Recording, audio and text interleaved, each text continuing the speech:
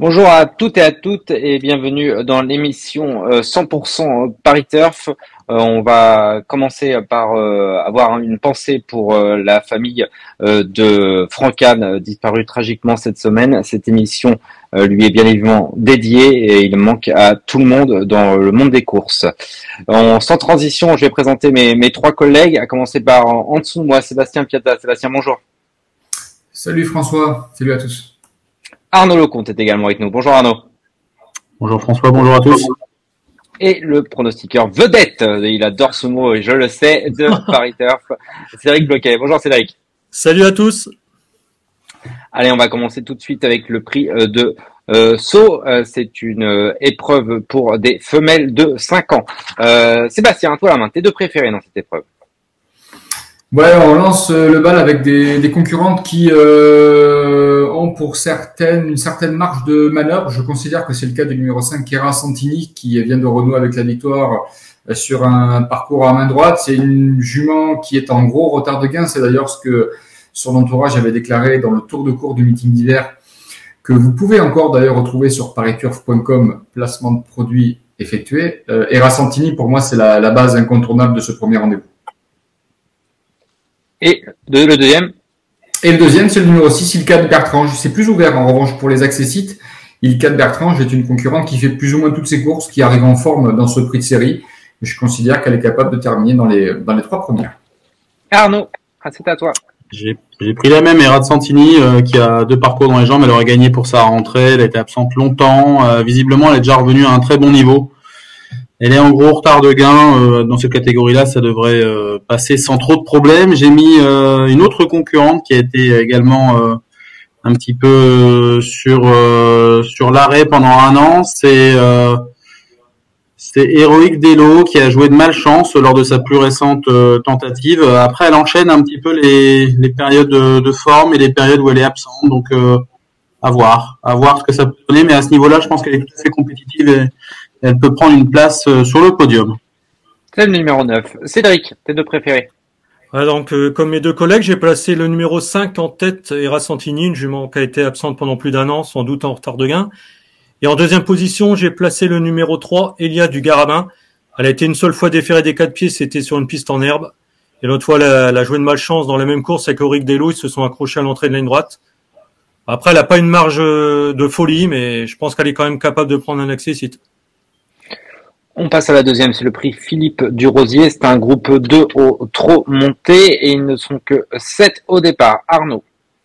Je pense qu'on va avoir tout le monde va avoir les mêmes. Indigo Duporé, numéro 5 que je place en tête. Il a gagné la dernière préparatoire. J'ai envie de dire, il va rattraper le temps perdu désormais et je suis pas trop inquiet des 2175 de la grande piste. Il avait très bien démarré à l'époque où il était chez Yannick Alain Briand. Dès lors, je vois pas trop ce qui peut lui arriver.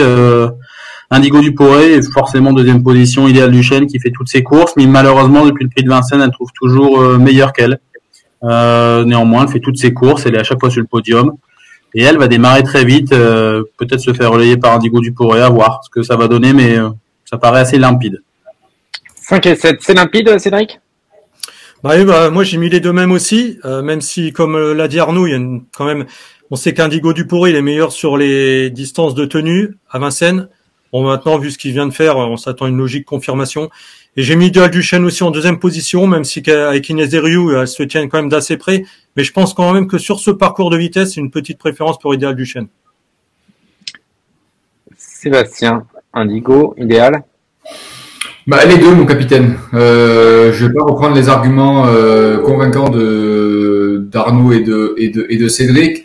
Après, effectivement, sur ce parcours, s'il y a en voyant un petit peu la marge et l'évolution de ces deux chevaux, qui ont des trajectoires assez différentes pour tout un tas de raisons, sur ce parcours, effectivement, Idéal Duchesne est capable peut-être de devancer Indigo Duporé, mais lui, en l'occurrence, c'est un cheval à la marge de progression évidente. Il a pas encore été déféré.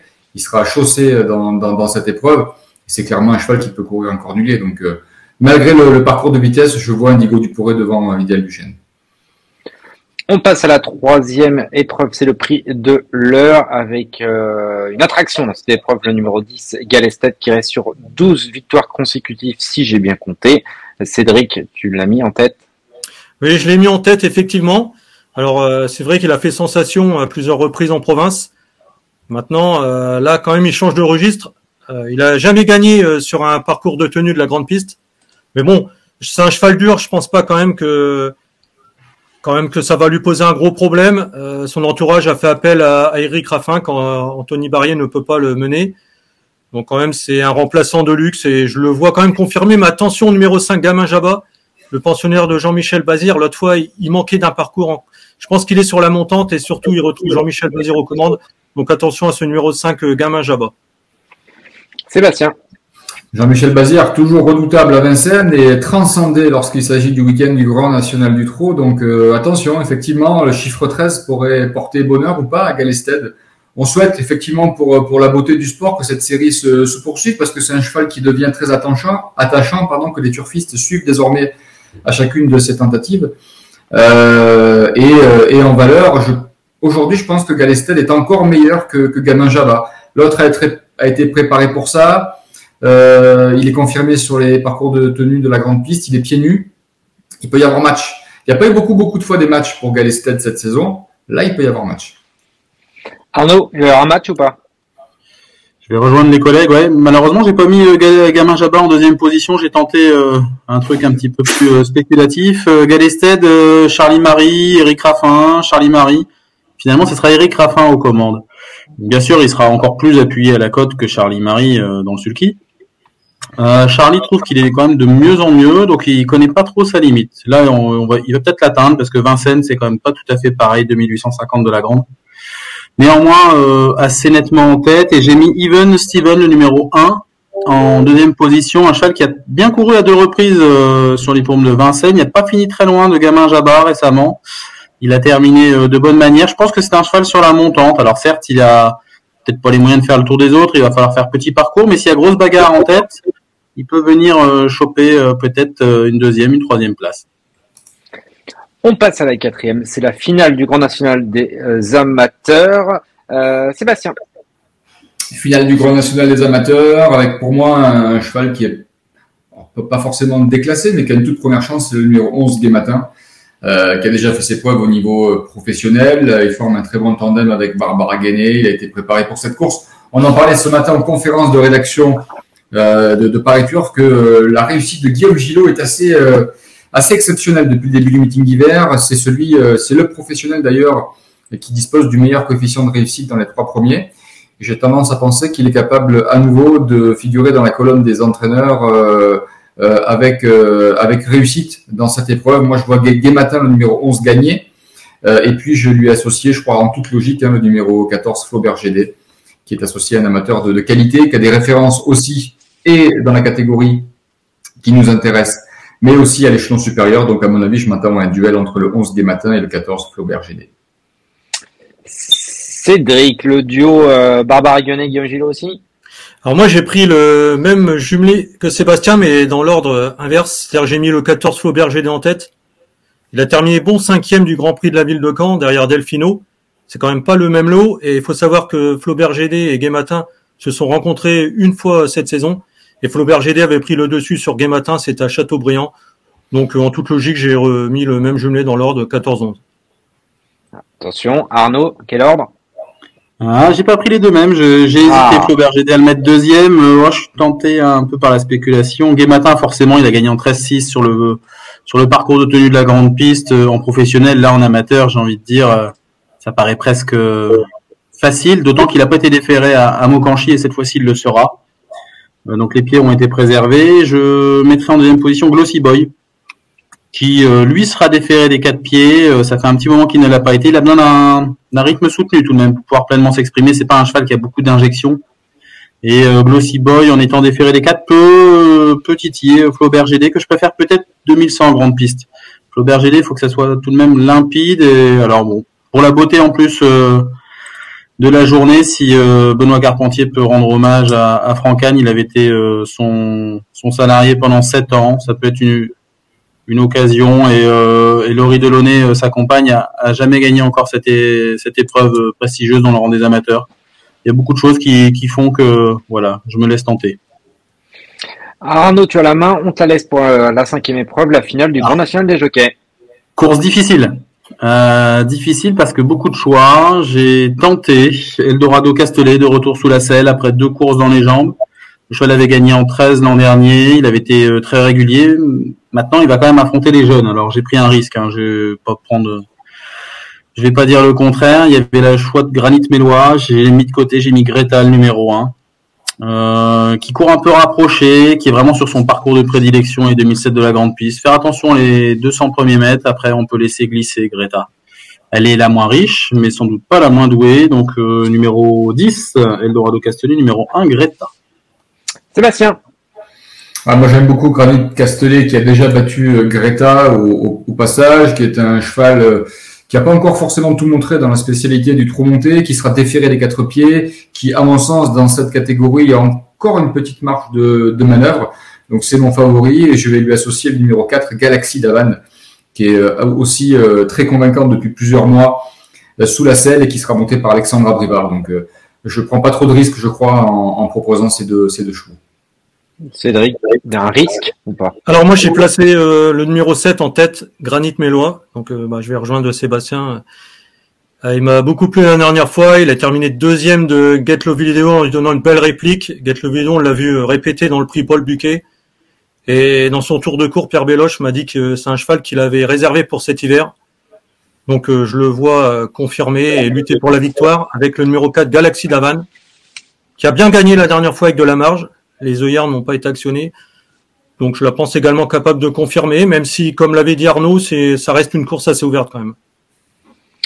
On passe à la 6e, c'est l'Open des régions réservé aux 3 ans. Ils sont 14 au départ. Cédric. C'est une course compliquée, je trouve. Alors, il y a une jument qui pose un gros point d'interrogation. Je l'ai placée en tête, ça va être tout ou rien. C'est le numéro 14, Jean Cassomoli. Je pense que c'est la meilleure du lot en classe pure.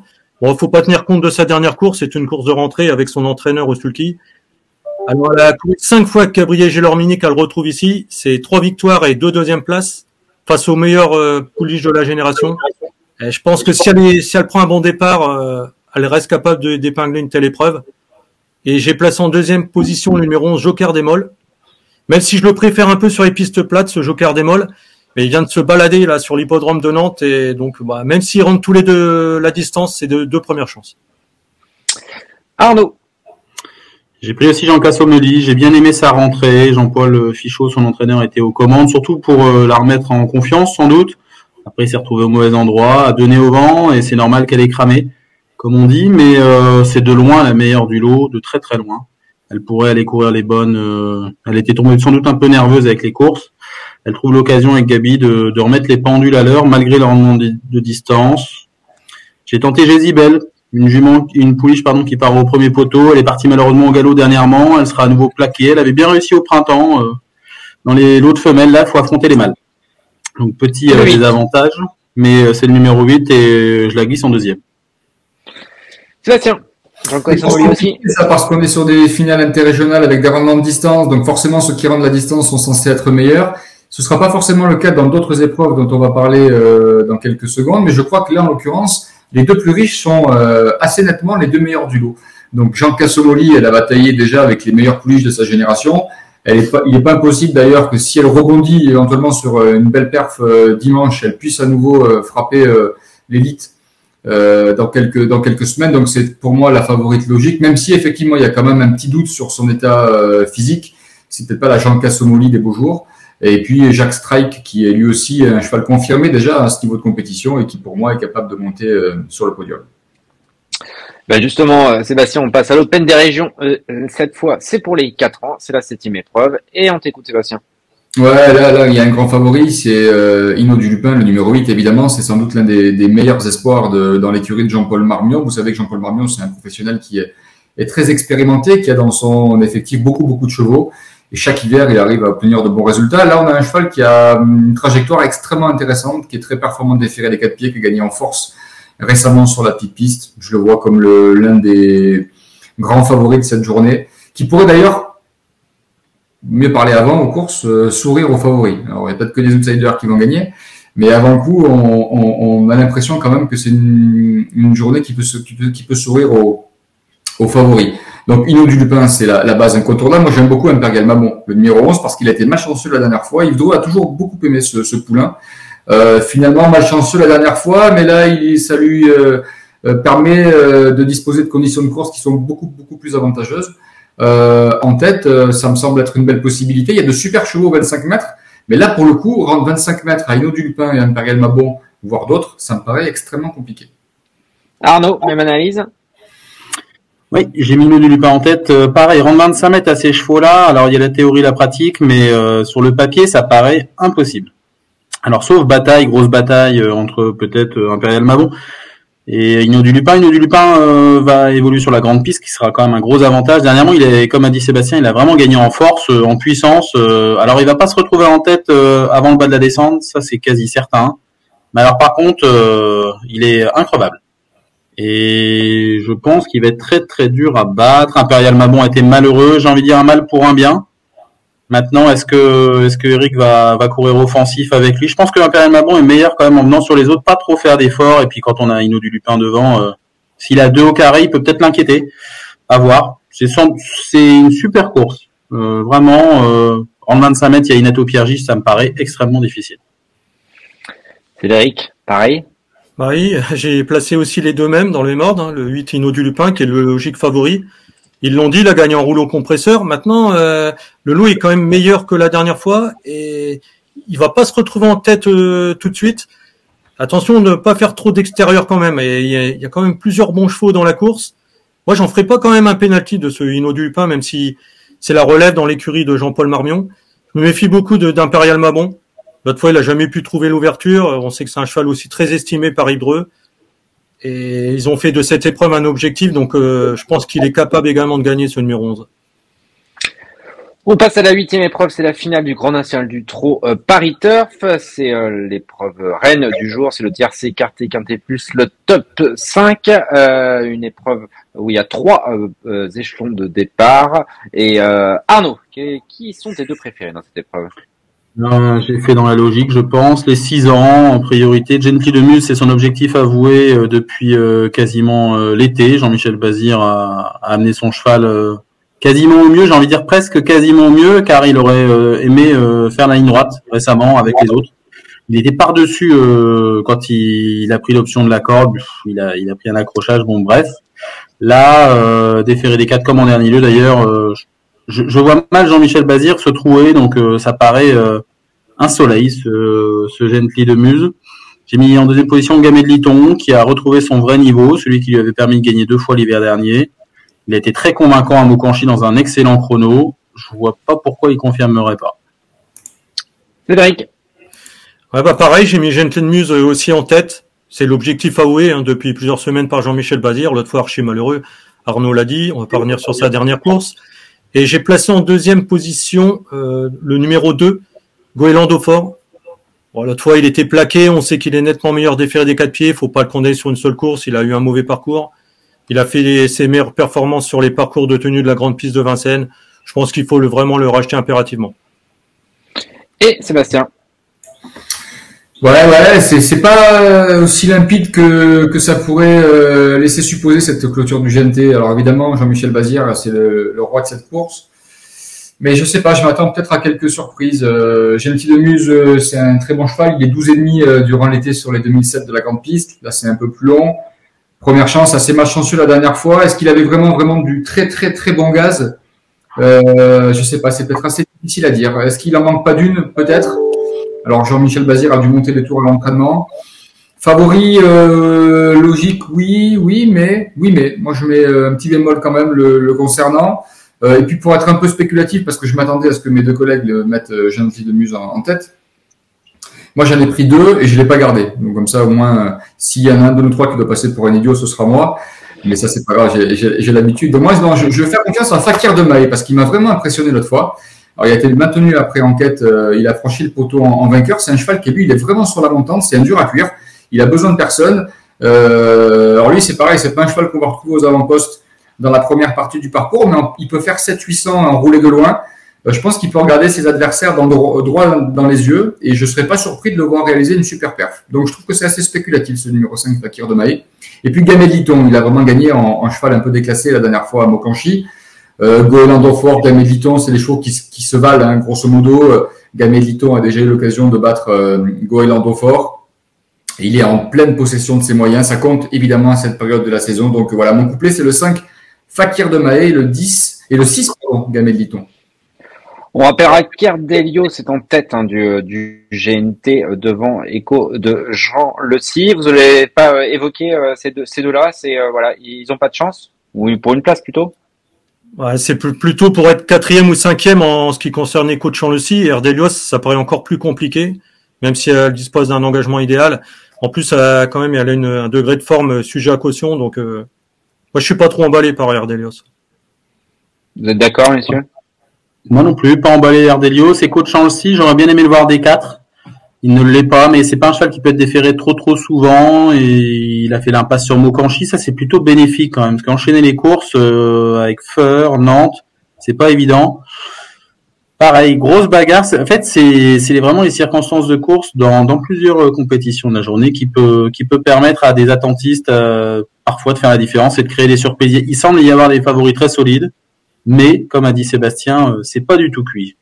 Après, là, on a un duel à distance puisque l'un des deux potentiellement peut gagner la finale et par conséquent pas la finale, mais le tournoi, pardon, pour être très, très précis. Là, c'est des chevaux qui ont bataillé toute la saison dans ce tournoi à droite à gauche. Là, ils vont tomber contre des chevaux qui sont plus jeunes qu'eux et qui ont été pour la plupart préservés durant la saison. Donc, Echo de Champ aussi, de voir un 25 mètres à des chevaux comme Goéland Fort, Fakir de Maé, Gentil de Muse, Gamay Liton. Si vous me posez la question avant le coup, je vous dis mission impossible. Mais ça, c'est ce qu'on dit avant. Les courses, elles se déroulent souvent et il y a des surprises au bout. Donc, c'est un super cheval, les coachs aussi. Mais avant le coup, au papier, ça paraît compliqué pour lui, en l'occurrence, de finir devant les chevaux précités. On termine avec l'Open des régions. Cette fois, c'est les 5 ans. Cédric, t'es le préféré? Alors, c'est peut-être la course la plus difficile, à mon avis, de la Réunion. C'est un véritable casse-tête. D'ailleurs, je crois qu'on peut pas en rayer un seul. Ils ont tous le droit de finir à l'arrivée. J'ai longtemps hésité. J'ai placé le 14 Harmonie du Rabutin. C'est une jument qui est vraiment en plein épanouissement. La dernière fois, à Lyon, elle a fini à la vitesse du vent. C'était impressionnant, sa fin de course. Alors bon, là, il va falloir rendre 25 mètres. C'est vrai que ça va être plus dur sur la grande piste. Elle m'a fait telle impression la dernière fois, donc je l'ai placé en tête devant le numéro 9, Houston Diza, qui n'a trouvé qu'Hirondelle Cibé pour le devancer la dernière fois. Il dispose d'un engagement idéal. Maintenant, je le préfère un petit peu quand même sur les pistes plates que sur la grande piste, Houston Diza. Mais il y a plein de possibilités dans cette course. Ça fait 14 et 9. Sébastien. Ouais, j'ai pas les mêmes, c'est logique, hein. Cédric a raison, c'est une course super ouverte. Moi, je trouve qu'il y a pas mal de possibilités. Moi, j'ai fait confiance à Hold Up du Dijon. Je trouve qu'Eric Raffin a peut-être fait un petit peu fort la dernière fois à Vincennes. Il a une course comme ça dans les jambes sans problème. C'est un dur à cuire. Moi, il m'avait emballé à Anguin quand il avait gagné durant l'automne. Je le vois se réhabiliter et à nouveau ajouter un petit bâton à son palmarès. Mais ceci dit, il n'a pas 2 heures pour la gagner non plus, hein. Il y a un lot hyper homogène et dans cette configuration, j'ai envie de faire confiance moi à Orchestro. Parce que, alors certes, il a été battu par Harmonie du Rabutin en dernier lieu, mais Orchestro, vous le savez, cette fois sera déféré les 4 pieds. Il a déjà fait ses preuves à Vincennes, il pose une patte tous les quarts d'heure. C'est un cheval qui a été attendu, qui a un potentiel, un vrai moteur. On a dit tout à l'heure que ça allait être compliqué éventuellement de rentrer la distance dans ces finales interrégionales. Là, je trouve quand même que ces deux-là sont capables de viser les premières places. Ils peuvent, ceci dit, être 7e, 8e bien courus selon le déroulement de la course. Arnaud, c'est à toi. Eh ben, comme ça, on va pas avoir les mêmes. On en aura 6 de différents. On va bien trouver le gagnant dans cette affaire-là. Dans le top du Dijon, je partage l'avis de Sébastien. Eric a sans doute fait un peu fort l'autre fois. Maintenant, je me dis, alors j'ai fait de la théorie, ce qui est souvent pas très bon aux courses de faire de la théorie, mais bon, avant coup, on essaie. Allez, je me tente avec Harry Carizé, le numéro 5, qui a loupé sa première du meeting. Il a bien recouru dans la foulée à Laval. Je me dis qu'il a été préservé. Il peut pas le déférer des 4, il est que plaqué des antérieurs. Sans faire fort, Harry Carizé peut se glisser à l'arrivée, peut la gagner. Alors, vous pouvez en mettre 10, hein. Je crois que vous pouvez la courir 10 fois. Tout peut se passer. Et derrière, j'ai mis le numéro 1, Ed Scott. qui lui a déjà marché 13,5 sur le parcours. En tout cas, 2007, là, c'est 2850. Il est bien meilleur qu'à cette époque-là, je pense. Il a été préparé avec soin par Arnaud Chavat. C'est le moins riche. Mais il démarre beaucoup mieux qu'à une certaine époque. Pourquoi pas? Moi, là, j'ai fait vraiment spéculatif. Mais je partage l'avis de mes collègues. Hein. Les chevaux du deuxième poteau sont des belles possibilités. Il y avait même Happy Danica, qui était une belle possibilité que j'aurais... Voilà, j'ai longtemps hésité. J'ai joué le premier poteau. 5 et 1. 5 et 1. C'est parfait. On a été complet, messieurs, sur les 9 courses du programme. Maintenant, on va découvrir votre cheval de la Réunion. Sébastien, à toi la main. On va essayer de prendre de l'argent dans la première, puisque derrière, il y en a quand même encore 8. Il va falloir être solide. Et malheureusement, on n'a pas un portefeuille extensif. Donc moi, je pense qu'Era Santini, c'est sans doute la belle pioche de cette réunion. À la gagne, on va commencer avec une victoire, espérons-le. Et puis, on va garder un peu de biscuit ensuite pour essayer de se faire plaisir tout au long de l'après-midi. Donc, c'est le 105.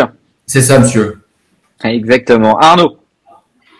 Je vais pas doubler la mise parce qu'à mon avis, il va y avoir une toute petite cote. C'est Inno du Lupin, le 708, qui doit pouvoir jouer le premier rôle. On en a parlé tout à l'heure. Malgré l'opposition, je pense que ça peut permettre de faire un tremplin. Si Cédric a un troisième cheval pour terminer le report en beauté, pourquoi pas. Je crois qu'il va pas le terminer, ça va être au milieu. C'est bien ça, Cédric. Donc dans la 5e, le numéro 7, Granit Mélois, on en a parlé aussi tout à l'heure. Je pense que c'est sa course et c'est une bonne base pour être dans les 3 premiers. Et pourquoi pas gagner. Donc Arnaud, le report retombera sur toi à la fin. La pression est sur mes collègues, j'ai l'impression. On a été complet, messieurs. Merci beaucoup. Merci à Manon à la régie. On se retrouve la semaine prochaine pour un nouveau numéro de 100% Paris Turf. Merci, messieurs. J'espère que vous avez été bons. Et puis, bon jeu à tous, à nos téléspectateurs. À bientôt. Merci, bye bye. À bientôt. Merci à vous d'avoir suivi cette vidéo. Alors, pour vous abonner à notre chaîne YouTube, c'est ici. Et pour suivre encore plus de vidéos Paris Turf, c'est de ce côté.